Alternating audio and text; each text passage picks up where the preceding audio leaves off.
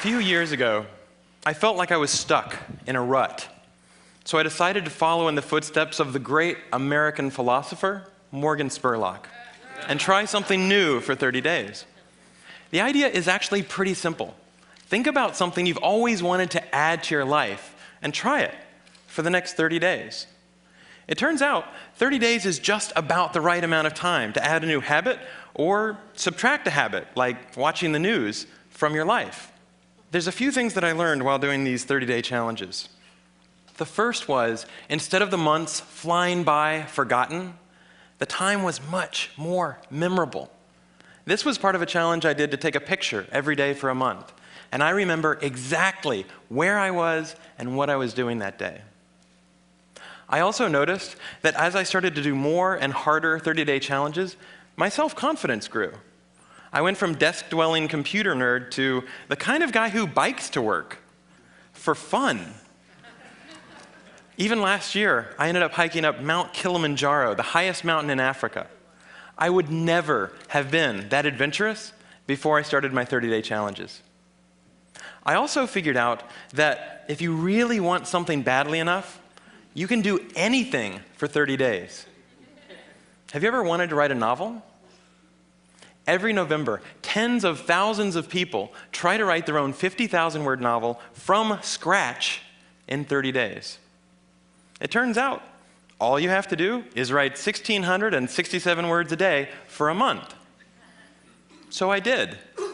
By the way, the secret is not to go to sleep until you've written your words for the day. You might be sleep deprived, but you'll finish your novel. Now, is my book the next great American novel? No, I wrote it in a month. It's awful. But for the rest of my life, if I meet John Hodgman at a TED party, I don't have to say, I'm a computer scientist. No. If I want to, I can say, I'm a novelist. So here's one last thing I'd like to mention. I learned that when I made small, sustainable changes, things I could keep doing, they were more likely to stick. There's nothing wrong with big, crazy challenges. In fact, they're a ton of fun, but they're less likely to stick. When I gave up sugar for 30 days, day 31 looked like this. So here's my question to you.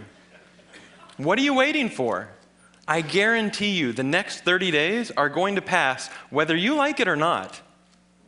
So why not think about something you have always wanted to try and give it a shot for the next 30 days? Thanks.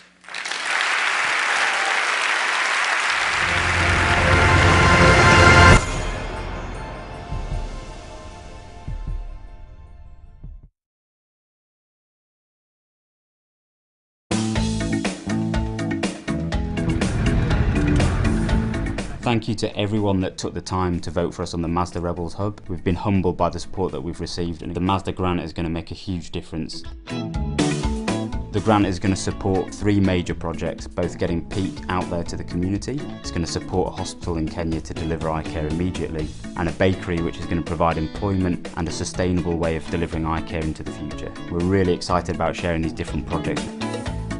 There are many challenges ahead, but come back here and we'll share the stories with you as they happen.